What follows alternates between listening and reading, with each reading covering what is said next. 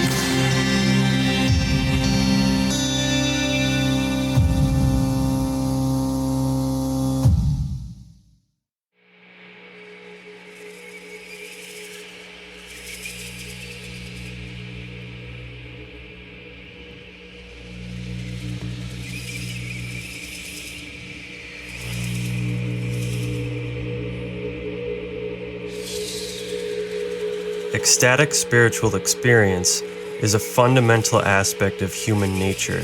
It is something that has inspired and shaped our development since time immemorial, not only serving as perhaps the primary impetus of all religion, but has also profoundly impacted virtually all aspects of society and culture the world over. Among a wide range of different experiences placed in this overarching category, the oldest form of spirituality to feature it is known as shamanism. Though scholars have debated just what defines shamanism in a way that separates it from other similar practices, it can roughly be described as the practice of inducing altered states of consciousness in order to access what is believed to be the spirit world, making contact with and enlisting the aid of its inhabitants. Looking at the anthropological records of ancient hunter-gatherer peoples, we find evidence of such practices as early as the Neolithic era. The shamans were skilled practitioners, trained in a variety of techniques aimed at calling upon the spiritual forces in order to utilize their power. While in this altered state of consciousness, or trance state, the shamans were believed to gain the ability to see and even travel directly into the domain of spirit. The practice of soul flight was the ability of the shamans to temporarily separate the soul from the body, which allowed them to travel freely to and from these hidden worlds. It was through this process that a variety of entities could be contacted to aid the shamans in their endeavors. In this way, they served as the spiritual emissaries of the tribe, speaking on behalf of the people to their respective gods and spirits and establishing rapport. Shamans were tasked with using their abilities to help their people in a variety of matters, from healing to the acquisition of knowledge and power. They were people of renown, considered to be vital to the survival and growth of their communities. In this investigation, we will begin with a study of shamanism from its historical roots, expanding outward to other cultures in which shamanistic elements can be detected, and then connecting it to the universal human experience of spiritual ecstasy, which is still experienced today in even the most unlikely modern contexts.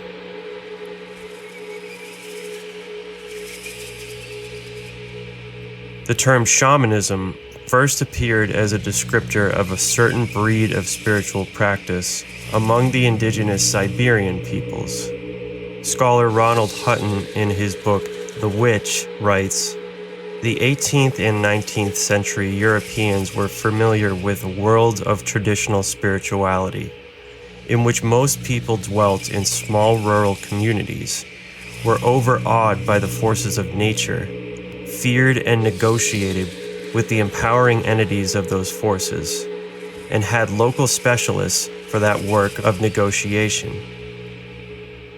They were also familiar with trance states and ecstatic visions. What they encountered in Siberia still seemed so new and so remarkable to them that they had to adopt a native word for its practitioners to distinguish them from the priests, witches, cunning folk, oracles, druids, prophets, seers, visionaries, or any other of the spiritual practitioners already familiar in European culture. It was something that Europeans found utterly strange, and for which most of them were aware of no real parallel.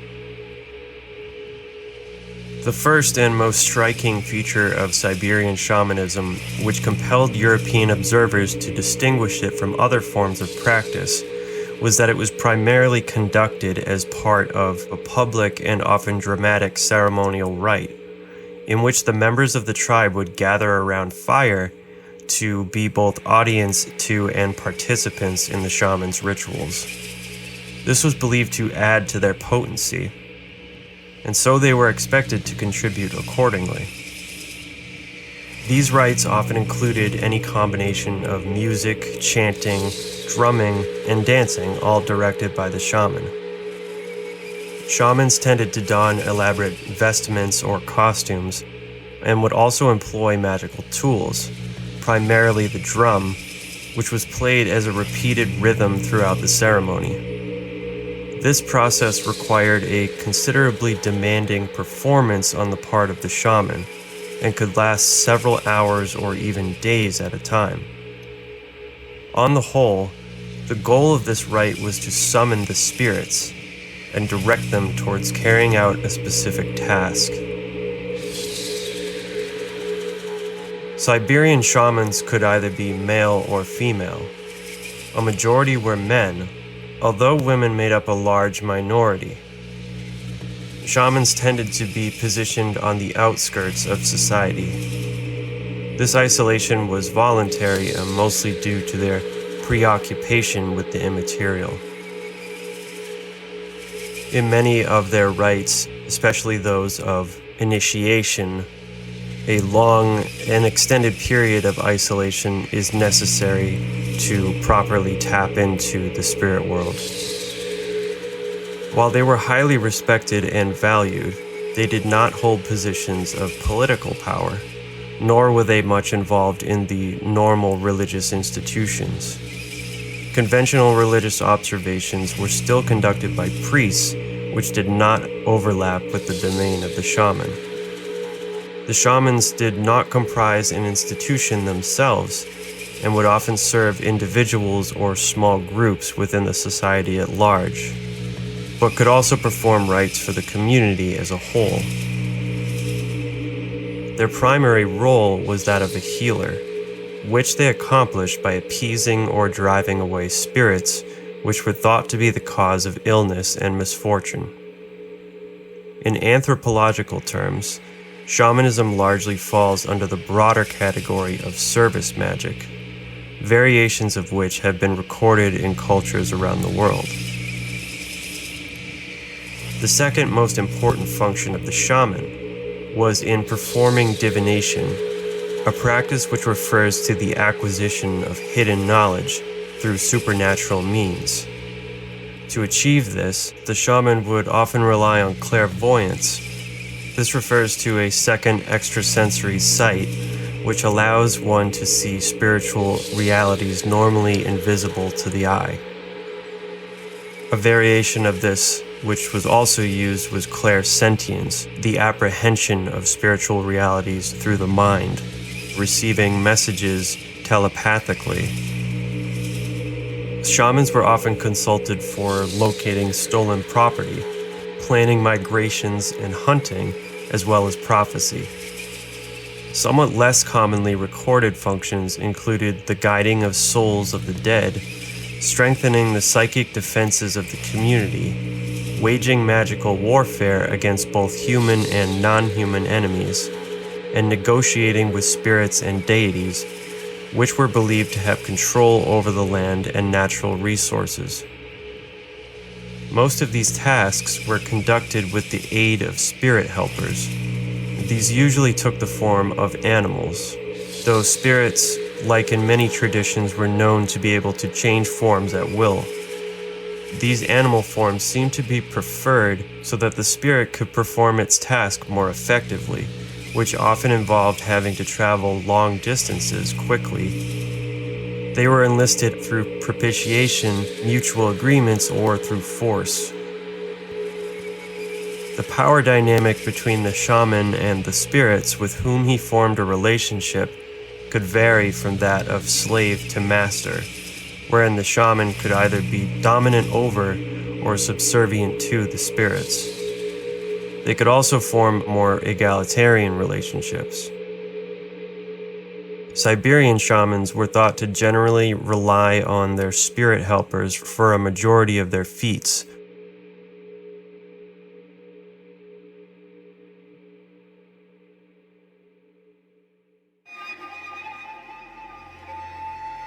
Cultures which practiced shamanism generally held three fundamental beliefs. The first is animism. This is a belief that all physical forms are inhabited by one or more spirits. The implication being that essentially everything is conscious and has spiritual power, even inanimate objects. Expounding on this, the soul or essence of each being is made up of distinct parts. Lastly is the belief that the cosmos is divided into separate but interconnected worlds or planes of existence. The main worlds which bordered ours were believed to be the sky world and the underworld. The shaman fits succinctly into the paradigm created by these tenets, both in terms of his necessity and ability. Animistic belief required a spiritual accord to any action taken in the physical world, as it would automatically affect one or more spirits in some way. The other two beliefs in the manifold nature of the soul, as well as the cosmos, provide the contextual framework for perhaps the shaman's most important work, the spirit journey or soul flight.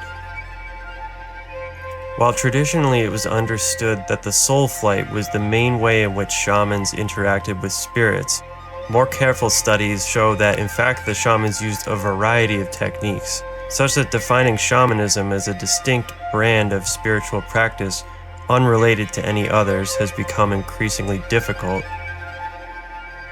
This has been a point of contention among scholars since the term first entered the academic lexicon. As a result, there is no universally accepted definition of shamanism. Further obfuscating the matter is the delineation of certain shamanic abilities to magical specialists who were given different titles.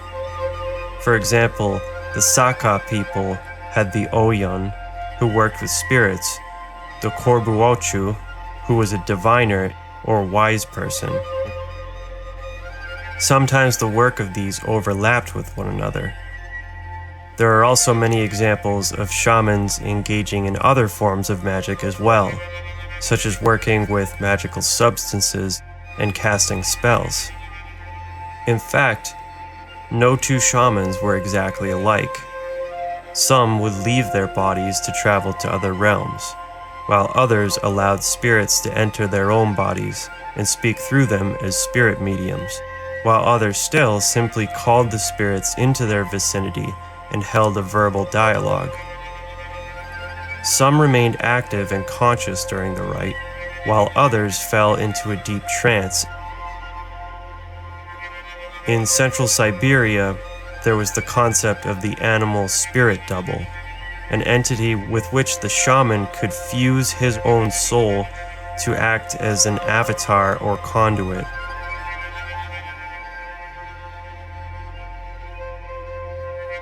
The role of the shaman in Siberia was transferred through lineage, though it was believed that the consent of the spirit helpers was required to move from one owner to the other. However, a person of exceptional ability outside of a shamanic lineage could technically receive a calling and were chosen by the spirits themselves. This tended to be indicated by a sudden onset of mental illness, thought to be the result of a mostly involuntary activation of some latent psychic ability, and or the spirits attempting to interact with the chosen individual. A child with shamanic abilities could be identified by a unique physical feature or abnormality, such as an extra tooth or an extra bone. This person was then taken in and trained by an expert shaman, as well as the spirits themselves, who helped the person integrate these experiences, transmuting them into a positive element as the initiate learned to control and properly use their abilities. The initiation was an essential stage for the neophyte in order to become a true shaman. This usually involved a magical death and rebirth, a harrowing, gruesome process in which the individual was essentially torn apart and reassembled by one or more spirits. The essential quality of the process here is that of rarefaction. This is often expressed in the notion that during the death process, all of the person's flesh and physical substance must be stripped away until there is nothing left. The slate must be cleaned to remove all the impurities from the soul and separate the old from the new.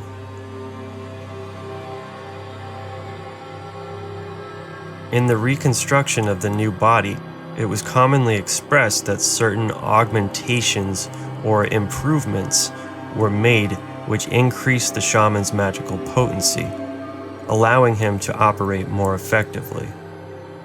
At the end of the process, the shaman is not only reborn, but reborn as an altogether new and semi-divine being. This type of experience is attested to repeatedly in the ethnographies. For the Siberian shaman, the process involves being eaten by vultures. For the Australian Aboriginal Arunta tribe, the initiate must travel to the mouth of a sacred cave and enter trance. A spirit, known as the Arunta emerges, thrusting a lance through the back of the initiate's head and out his mouth. He then takes a second lance and removes the head entirely, carrying the initiate's body into the cave, where the spirit proceeds to perform a series of strange surgical operations in which crystals are placed into the body.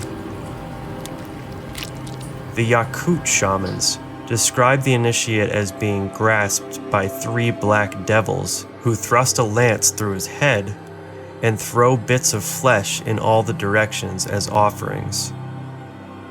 Quote, "The candidate's limbs are removed and disjointed with an iron hook. The bones are cleaned, the flesh scraped, the body fluids thrown away, and the eyes torn from their sockets." This process is evidently happening in the spirit world, and for 3 to 7 days, the initiate lies alone in a catatonic state, scarcely breathing.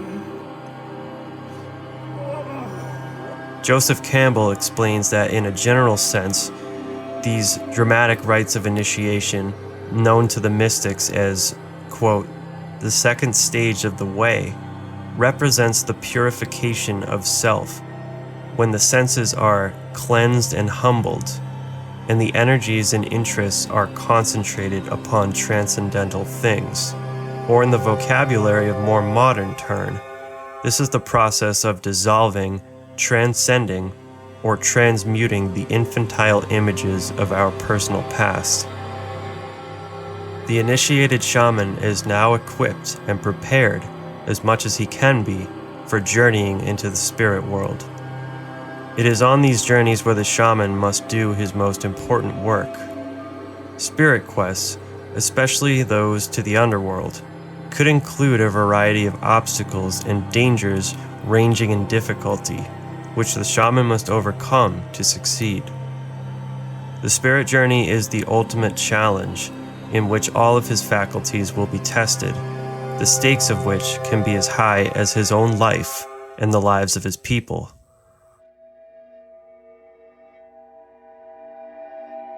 Voyages to the underworld were commonly done to retrieve lost or abducted souls of the sick. Quote, "The shaman is clothed for the adventure in a magical costume representing a bird or reindeer, the shadow of the shaman himself, the shape of his own soul. His drum is his animal, his eagle, reindeer, or horse. He is said to fly or ride on it. The stick that he carries is another of his aids, and he is attended by a host of invisible familiars. An early voyager among the Lapps has left a vivid description of the weird performances of one of these strange emissaries into the kingdoms of the dead. Since the yonder world is a place of everlasting night, the ceremonial of the shaman has to take place after dark. The friends and neighbors gather in the flickering, dimly lighted hut of the patient and follow attentively the gesticulations of the magician. First he summons the helping spirits. These arrive, invisible to all but himself. 2 women in ceremonial attire, but without belts and wearing linen hoods, and man without hood or belt, and a girl not as yet adult are all in attendance. The shaman uncovers his head, loosens his belt and shoestrings, covers his face with his hands, and begins to twirl in a variety of circles. Suddenly, very violent gestures, he shouts, "Fit out the reindeer! Ready to boat!" Snatching up an axe, he begins striking himself about the knee with it and swinging it in the direction of 3 women. He drags the burning logs out of the fire with his naked hands. He dashes 3 times around each of the women and finally collapses like a dead man. During the whole time, no one has been permitted to touch him. While he reposes now in trance, he is to be watched so closely that not even a fly may settle upon him. His spirit has departed, and he is viewing the sacred mountains with their inhabiting gods. The women in attendance whisper to each other, trying to guess in what part of the yonder world he may now be. If they mention the correct mountain, the shaman stirs either a hand or foot. At length, he begins to return. In a low, weak voice, he utters the words he has heard in the world below. Then the women begin to sing. The shaman slowly awakes, declaring both the cause of the illness and the manner of sacrifice to be made. Then he announces the length of time it will take for the patient to grow well.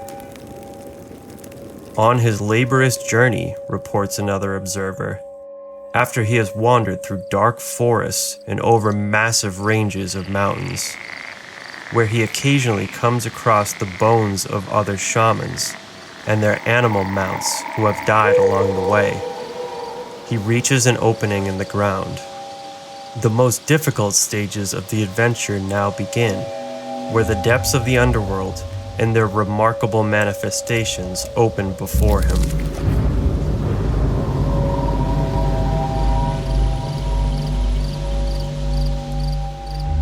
After he has appeased the watchers of the kingdom of the dead and made his way past numerous perils, he comes at last to the Lord of the underworld, and the latter rushes against him, horribly bellowing.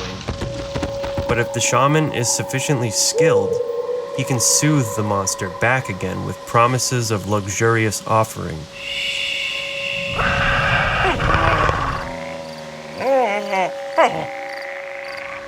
This moment of dialogue is the crisis of the ceremonial. The shaman passes into an ecstasy. The Hero's Journey, Joseph Campbell. A legend among the Irkutsk people of Siberia states that their first shaman, Morgan Kara, became so proficient at retrieving souls from the underworld that the Lord of the Dead himself complained to the high god of heaven.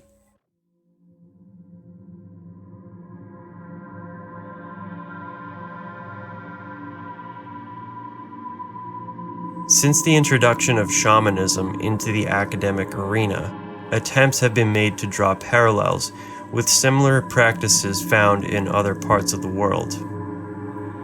Historian Carlo Ginzburg first proposed his theory following his discovery of the practices of the 16th century Benandanti people of Italy. The word Benandanti translates to those who go well, or the good walkers. Records of this practice survive in court documents of the early modern witch trials as part of the Roman Inquisition. In a document from the German witch trials, there is a record of a man who claimed to have gained healing powers by leaving his body at night, embarking on long journeys with a group of spirits. The records of Benandanti attest that while they slept or went into trance, their spirits would leave their bodies to do battle with the spirits of evil witches. Mircea Eliade defined shamanism as a, quote, formerly universal and very ancient tradition whereby an elite of warrior magicians sent out their own souls and the platoons of spirits they controlled to do battle with evil forces for the good of their communities. He identified such practices across southeastern Europe. Their theories were not that these European figures were shamans in the strictest sense, but that they evolved out of a more widespread and common archaic tradition that once existed across Eurasia. The strongest evidence for European shamanism is found in the areas extending out from the Shamanic province in Siberia into nearby parts of Central Asia, the Arctic and subarctic zones of North America, and further into Russia and Scandinavia. The theory being that such ideas were transmitted through contact between neighboring peoples, a process known as cultural diffusion. Among the Votiak people of Russia was the Tuno, who practiced divination and supernatural healing. They did this by going into trance, induced by music and dance, or lying in meditation, and were aided by spirits. Another group, the Sami of northern Finland, Scandinavia, and Russia, their most prominent magicians were called the Noidi. Among the many abilities attributed to them included locating hidden treasure, bringing objects of desire to them over great distances, influencing the weather, and healing, either through directing other spirits, which, like the Siberian shamans, often took the form of animals, or sending their own spirits out from their bodies. The Sami were reputed to engage in magical battle with adversaries and also dueling against each other for supremacy. One report tells of a Sami magician who was hired to retrieve a woman's soul, which had been stolen from the spirit servitors of her enemies. The magician, embarking on the spirit journey to save her, died suddenly in the middle of the rite. It was explained that his spirit double was destroyed while fighting the enemy spirits, causing his physical body to instantly perish. Another magician then took up the mantle and successfully revived the woman. Similar accounts of Sami magic can be found in the Norse sagas.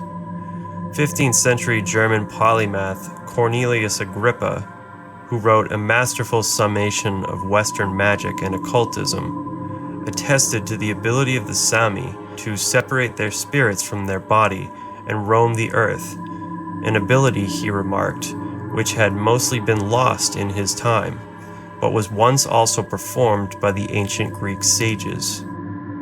The Sami remained pagan for roughly 500 years after the majority of Scandinavia had converted to Christianity by 1000 AD. Thus, they developed a formidable reputation and were well known throughout Europe, later being dubbed the Lapland Witches, featured in the works of Shakespeare and other medieval authors. Similar shamanic figures with equally similar practices are found among other Uralic peoples. The term Uralic comes from the Ural Mountains, a range which divides Asia and Eastern Europe in the north. It relates to a family of languages spoken from northern Scandinavia to western Siberia, comprising the Finno-Ugric and Samoyedic groups. In northern Finland, songs and incantations describing the spirit worlds similar to those in Siberia have been recorded. Incantations are defined as a series of words combined as a formula used to produce a magical effect, which can be written, recited, or sung. Anna-Leena Sikala, one of the current leading experts on the subject, states that such magical practitioners of the Uralic peoples directly descended from the Siberian shamans. Extending further into Europe, among other cultures can be found many other examples of practices which appear to exhibit shamanic elements. The Norse themselves had the Seidr tradition. This is featured heavily in the Norse sagas. Of particular interest here are the Seerest women. They were known to give prophecy and answer questions by calling upon spirits. They were also hired to wage magical warfare.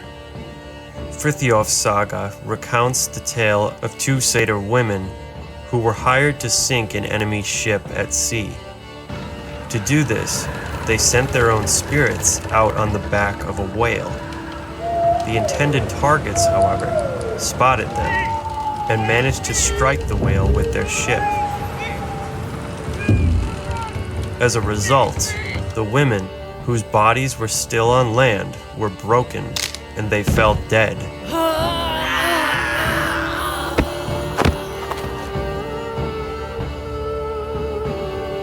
In Grungu Hrolf's saga, a queen engages in Seidr during a battle, raising her fallen soldiers from the dead to continue fighting. Another account tells of a warrior who laid beside the battlefield in a deep trance, summoning a bear to maul his enemies. When his body was eventually disturbed, the bear vanished.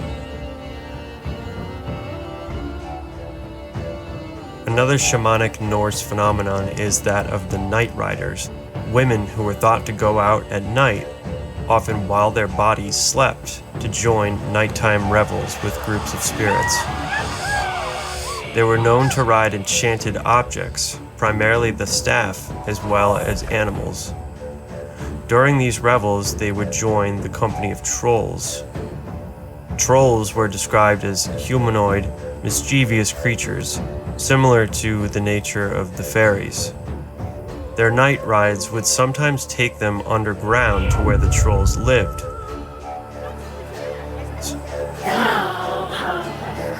Trolls were often thought to have the ability to bestow magical powers. Cool. The obvious parallel here is to the shamanic journeys to the underworld and using the power of spirit helpers to perform magic. This is also thought to be a possible source for the medieval idea of the witch's Sabbath.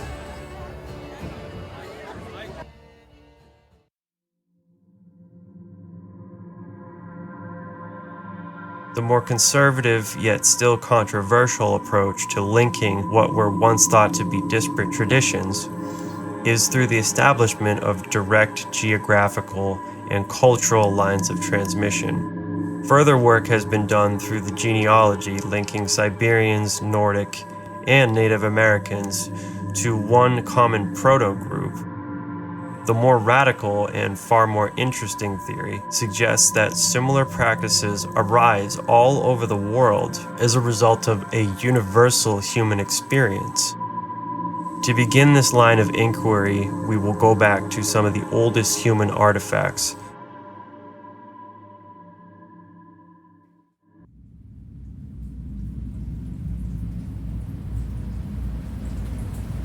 In the Occitania region of southern France is an ancient cave rock art site known as Pechmerle.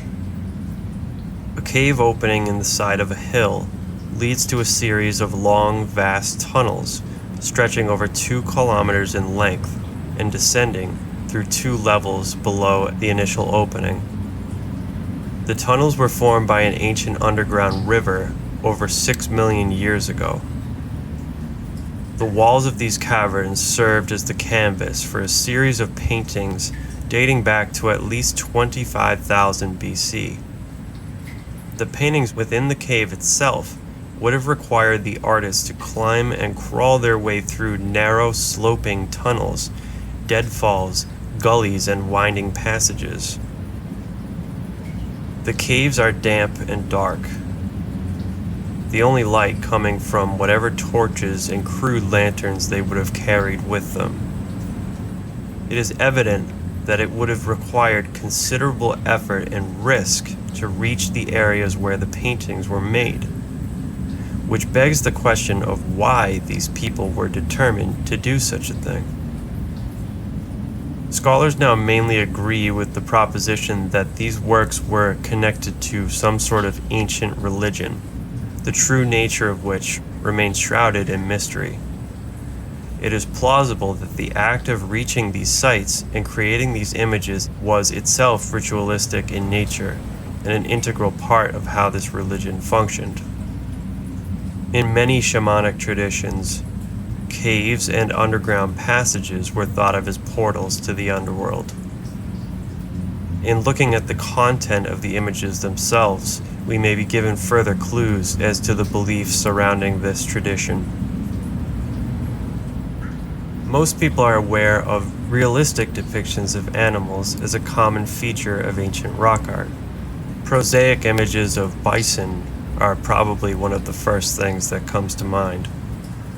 A somewhat lesser known but equally prominent component found universally is the inclusion of abstract and surreal objects, ranging from geometric patterns to animals which are not known to ever have existed, and beings which appear to be a bizarre blending of human and animal attributes. Some of these beings appear to be in the process of metamorphosis from one form to another, from human to animal. It is these mystifying subjects to which we will now draw our attention. The universal archetype of a human being transforming into an animal is known as the therianthrope, a being with both animal and human features, blurred or distorted as if they are in the process of transforming. Therianthropes are featured in countless rock art sites from Europe to Africa, appearing as a motif from the oldest known sites to the most recent, a time period which spans roughly 20,000 years. The oldest known ancient rock art site, the Fumane Cave in northern Italy, is dated to be at least 32,000 years old, and possibly older. Here we see a variety of such images. One depicts a half-human, half-beast, with the head of a horned bovid, a man's arms and torso, and upright hind legs. It is referred to as the Bison Man. A similar figure appears at a cave in Chauvet, Italy.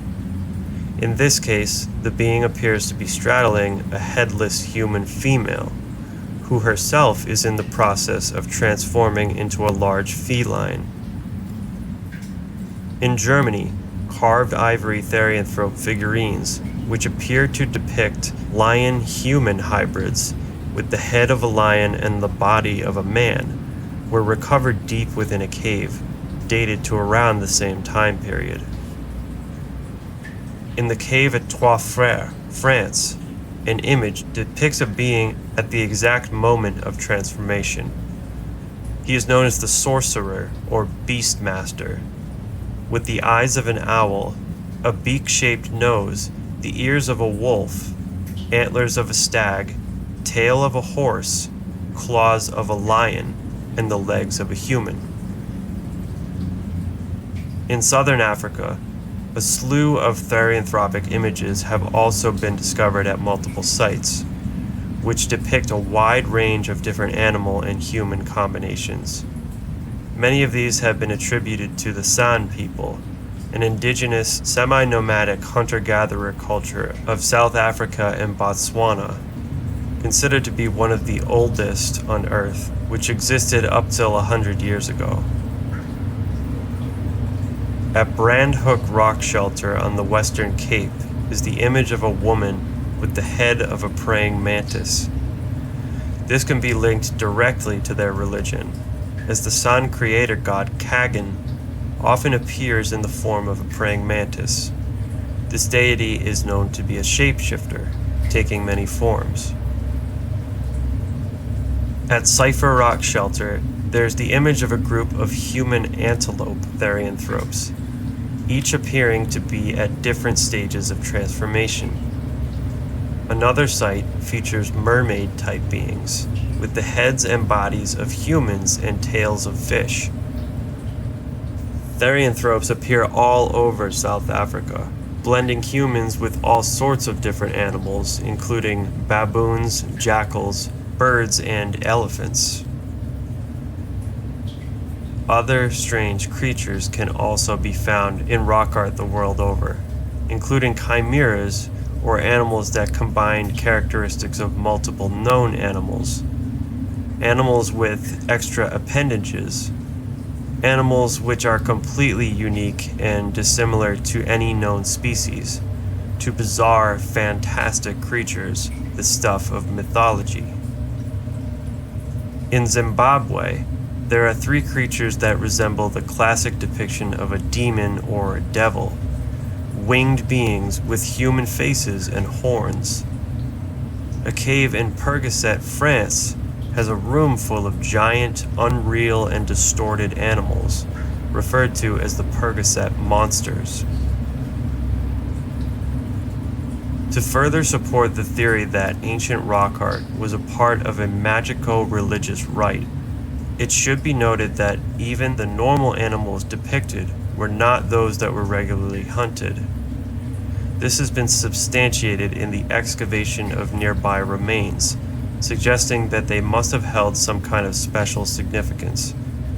Further investigation has indicated that the rock art sites were visited infrequently and only by a select few people. These sites were chosen for this specific purpose, as there are no signs of habitation or any other activities. Aside from these more definitive subjects, we find a large array of abstract shapes which sometimes form complex geometric patterns. These are often interwoven and interspersed among the depictions of creatures, humans, and animals. New art was added on top of the old, superimposed onto one another, so as to obscure the underlying images. Adding to this surreal nature of the ancient cave art, there are other mystifying aspects. Firstly, many of these images are positioned in a way that utilizes the natural morphology of the rock faces themselves. For instance, if a certain outcropping resembled a certain feature of an animal, that painting would be made over that spot to include it in the image, creating a three-dimensional work. Also, these beings would be concentrated around fissures or holes in the rocks to suggest that the creatures dwelled within or were part of the rock itself and are in the process of emerging from it.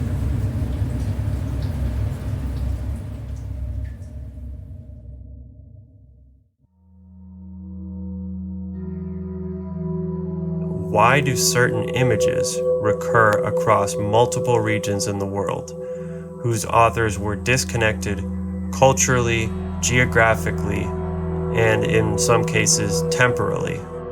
And why were they considered to be so important as to be featured so prominently and consistently throughout a period of thousands of years, not only in the ancient cave art, but also carrying over into later religious traditions?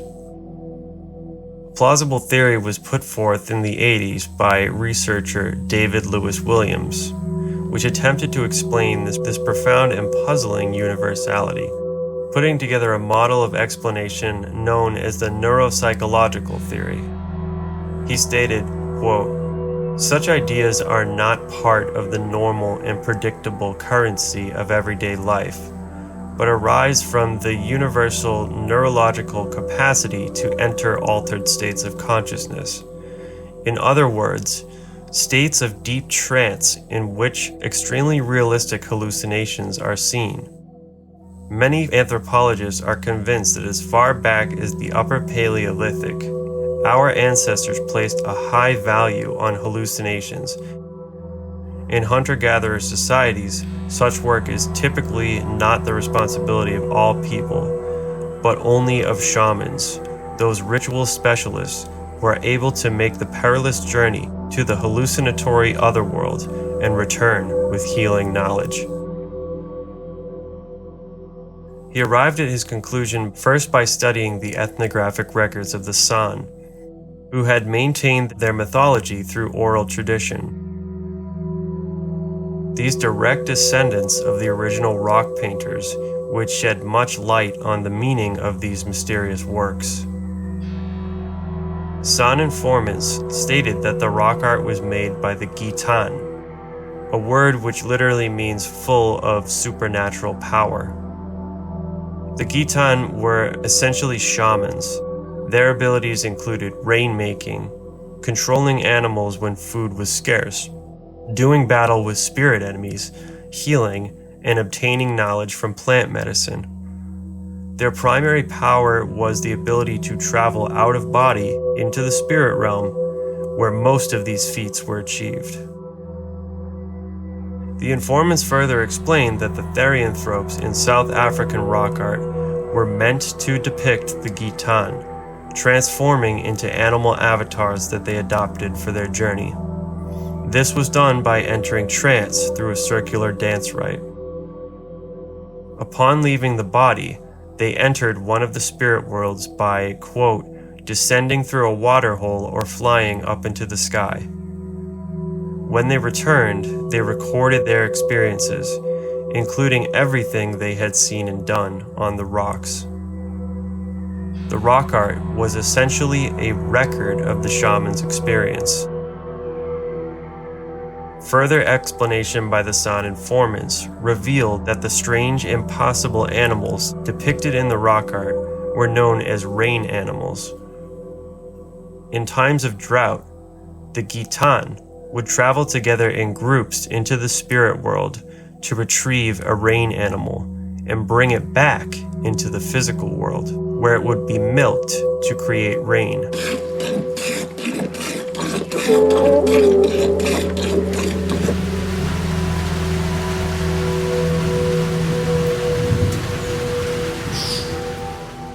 This is also shown in the cave art, as these strange animals are often shown being led by men on ropes.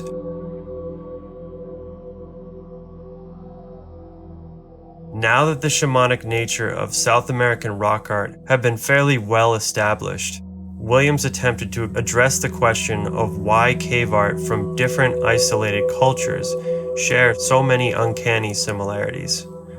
To this end, he looked at studies on altered states of consciousness, fundamental to all shamanistic practices. The basis of his theory is that altered states of consciousness, referred to by the acronym ASC, produce vivid hallucinations which contain certain recurring patterns and archetypes. These patterns are experienced universally among all humans who enter ASC. The cave art, then, was depicting what was seen and experienced by people in these altered states. This would explain why the same types of images appear around the world throughout history. ASCs are induced through a broad range of methods. Ethnographic scholar of shamanism Michael Rapinski-Naxon stated, quote, "The majority of shamans throughout the world depend on some kind of psychoactive substance in their repertoire. This ethnographic fact represents a genuine aspect of shamanism. Hallucinogenic experiences during shamanic seances constitute the key religious expression for such a society. The ingestion of these substances naturally became the preferred method of entering trance by cultures which had access to them. For example, South American shamanism heavily revolves around the ayahuasca brew, which can be found in abundance in their native jungle environment. In areas where substances do not grow naturally, however, people came to rely on other means to enter trance. Professor of psychiatry at the University of Kentucky, Arnold M. Ludwig, has written many books on the subject. He states, quote, "ASCs may be produced in any setting by a wide variety of agents and maneuvers. These include the absolute reduction of sensory input, the change in patterning of sensory data, or constant exposure to repetitive, monotonous stimulation, excitatory mental states, resulting primarily from sensory overload or bombardment, which may or may not be accompanied by strenuous physical activity or exertion, mental states which appear to result primarily from focused or selective hyper-alertness, and mental states which appear to occur mainly as a result of what might be described as a passive state of mind. In other words, mystical, transcendental, or revelatory states. Dehydration, sleep deprivation, hyperventilation, and self-mutilation are some of the more unpleasant ways in which people shock the nervous system in order to induce an ASC. The sun dance of the Lakota Native American tribe involved painful body piercing.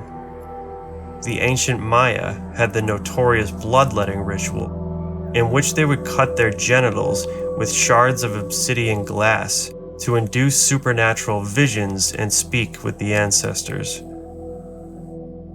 The San Bushman dances were equally painful in their own right. Dances could last for up to 24 hours at a time, so that the Gitan would become dehydrated and hyperventilate, which in turn caused them to fall into trance. As this happened, they would often bleed from the nose, caused by the physical stress.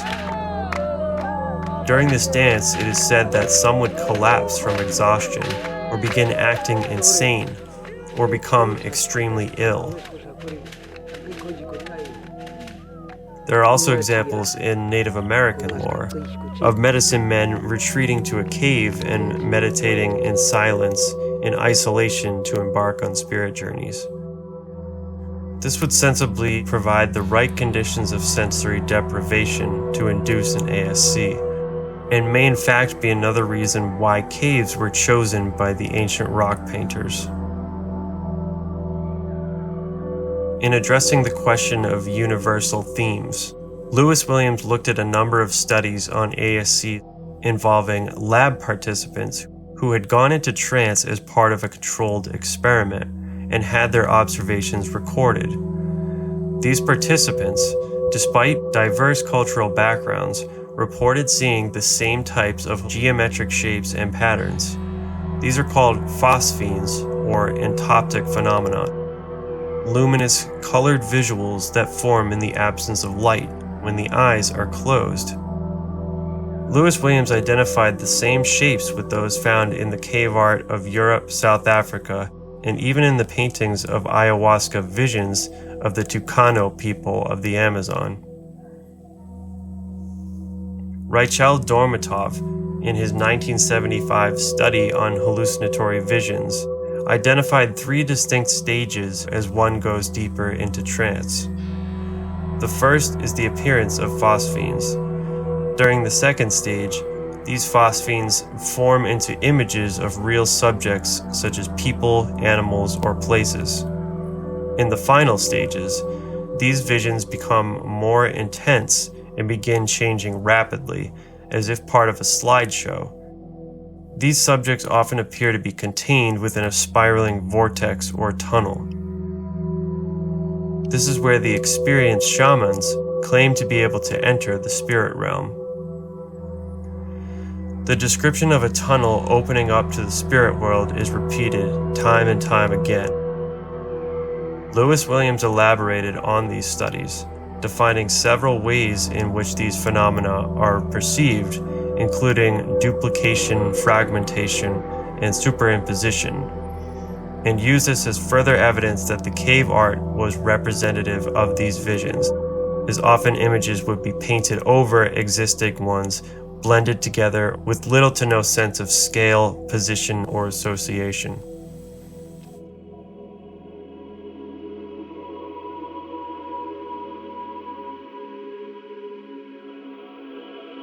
All of this evidence points towards the existence of ancient spiritual traditions being practiced at least 35,000 years ago, and possibly long before that.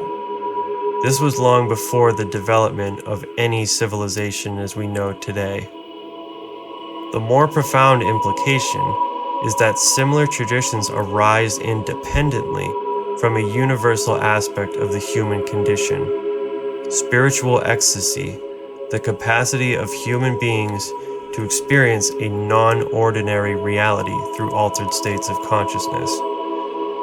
These direct experiences were the precursor to and served as the inspiration for religion, philosophy, and art. Its impact on the course of human development is perhaps massive. To put things into perspective, we should consider where humanity stood at the time when this tradition began. Human beings were considered to be anatomically modern by 200,000 years ago. Their physiology was indistinguishable from the human beings of today. The intellectual capacity of humans who lived then was equal to ours now. Minor progress was being made around 100,000 years ago, when humans appeared to have gained some rudimentary forms of symbolic expression and technology. But in all the time leading up to this, there was virtually no improvement in terms of cultural evolution, and minimal gains were made afterward, marked by long stretches of stagnation.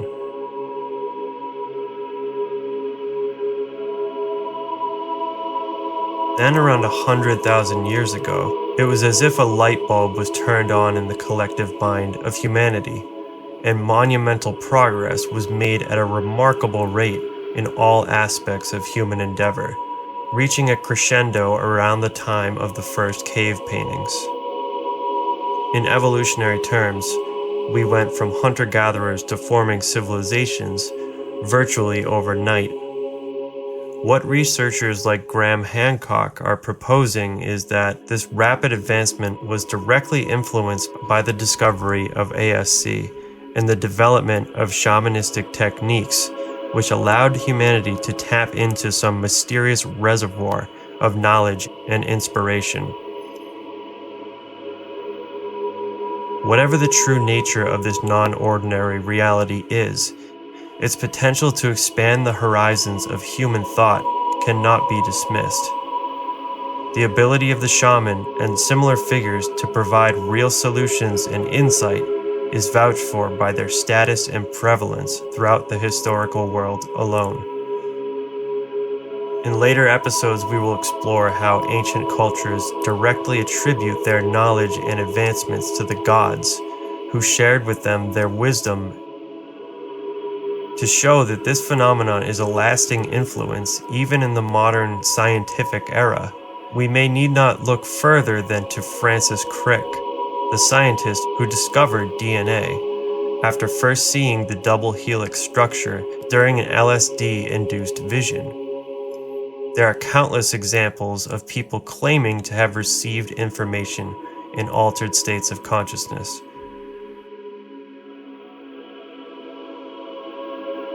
The supernatural is everywhere we look. We cannot get away from it. Humanity does not develop in a steady, predictable fashion according to the cumulative efforts of science and reason. Rather, our history is marked with sudden, remarkable growth spurts, moments of revelation that seem to come to us from some unknown source. And yet the intellectual trend which has defined most of the modern era has been the emphasis on the material as the only reality, and the only domain that is worth serious study. As Hancock remarks of the shamanic view, quote, "Here the bedrock of the entire edifice is the conviction that the supernatural does exist. More than merely existing, it is believed to be the senior and preeminent dimension, having a profound influence on all other levels of reality." The surprising continuity of this visionary realm, the fact that it is experienced in much the same ways, that similar beings and places are encountered among completely disconnected peoples with no shared culture or ideas, is perhaps the greatest mystery to come from all this. It suggests the existence of either a vast collective unconscious realm of archetypes as proposed by Jung, or an independent reality which under certain conditions human beings can perceive and pass into. This has been a core belief shared by all of humanity for practically all of our existence up until the 19th century. Only now are we beginning to open ourselves back up to the possibility that our ancestors had an intuitively correct view of reality, and that we ignore this to our own detriment.